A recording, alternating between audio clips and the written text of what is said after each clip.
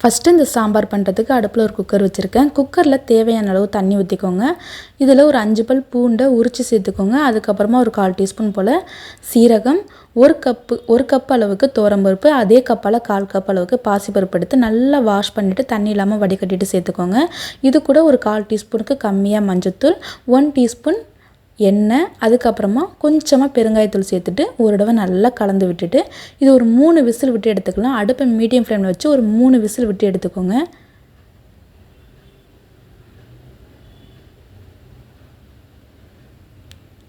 இப்போது சாம்பார் பண்ணுறதுக்கு அடுப்பு ஒரு பேன் வச்சுருக்கேன். பேன் நல்லா சூடானதுக்கு அப்புறமா 2 டீஸ்பூன் அளவுக்கு எண்ணெய் ஊற்றிக்கோங்க. எண்ணெய் நல்லா சூடானதுக்கு அப்புறமா ஒரு 1/2 டீஸ்பூன் கடுகு, 1/4 டீஸ்பூனுக்கு கம்மியாக வெந்தயம் சேர்த்துக்கோங்க. இது கூடவே ஒரு கொத்து கருவேப்பிலையும் உருவி சேர்த்துட்டு 3மே நல்லா பொரிஞ்சதுக்கு அப்புறமா 2 பெரிய வெங்காயத்தை பொடியாக கட் பண்ணிட்டு சேர்த்துக்கோங்க. இது கூட ஒரு 3 பச்சை மிளகாவை நீல வாக்கில் கீறி சேர்த்துக்கோங்க. இப்போ இந்த வெங்காயத்தை நல்லா வதக்கி விட்டுக்கோங்க. பாருங்கள், வெங்காயம் இந்த அளவுக்கு நல்லா வதங்கினதுக்கு அப்புறமா ஒரு 2 பெரிய பழுத்த தக்காளி எடுத்து கட் பண்ணிவிட்டு சேர்த்துக்கோங்க. இப்போ இந்த தக்காளியையும் நல்லா வதக்கி விட்டுக்கோங்க. தக்காளி கொஞ்சம் சீக்கிரமாகவே வதங்கி வரத்துக்கு கொஞ்சமாக உப்பு சேர்த்துட்டு அந்த தக்காளியை நல்லா வதக்கி விட்டுக்கோங்க.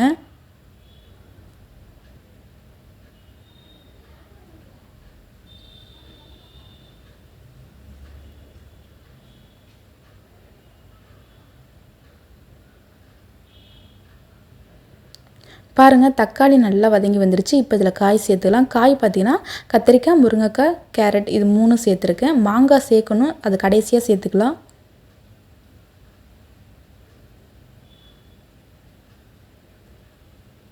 காயெல்லாம் சேர்த்து ஒரு 2-3 நிமிஷத்துக்கு இந்த எண்ணெயில் நல்லா வதக்கி விட்டுக்கோங்க.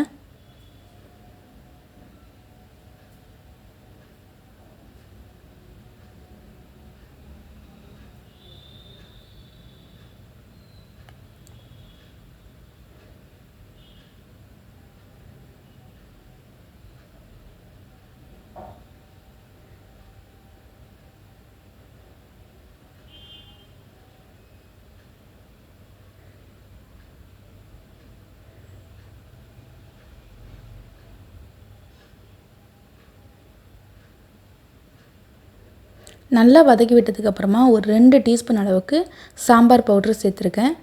உங்கள்கிட்ட சாம்பார் பவுட்ரு இல்லைனா நீங்கள் வீட்டில் அரைச்ச குழம்பு மசாலா தூள் கூட சேர்த்துக்கோங்க, அதுவும் ரொம்ப நல்லாயிருக்கும். அதுக்கப்புறமா காரத்துக்கு ஒரு 1 டீஸ்பூன் போல் வெறும் மிளகாய் தூள் சேர்த்துருக்கேன்.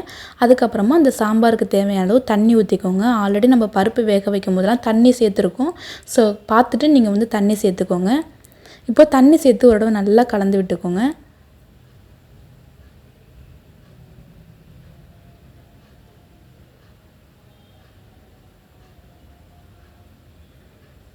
நல்லா கலந்து விட்டதுக்கப்புறமா கொஞ்சமாக கொத்தமல்லி தழை சேர்த்துட்டு ஒரு தடவை நல்லா கலந்து விட்டுட்டு இப்போ இது மூடி போட்டு மூடி வச்சுக்கலாம். இந்த காயெல்லாம் ஒரு 70% நல்லா வெந்து வரட்டும்.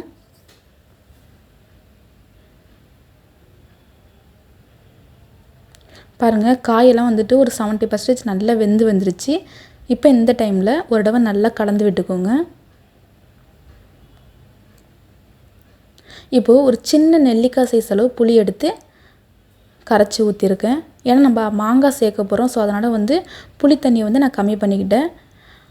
இதில் ஒரு கைப்பிடி அளவுக்கு நல்ல மாங்காய் எடுத்து சின்ன சின்ன பீஸாக கட் பண்ணிவிட்டு சேர்த்துருக்கேன். அதுக்கப்புறமா நம்ம வேக வச்சு எடுத்து வச்சுருக்கிற துவரம்பருப்பையும் இதில் சேர்த்துக்கோங்க.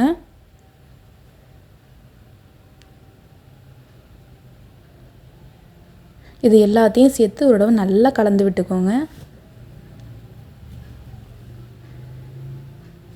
அதுக்கப்புறமா இந்த சாம்பாருக்கு தேவையான உப்பும் சேர்த்துக்கோங்க.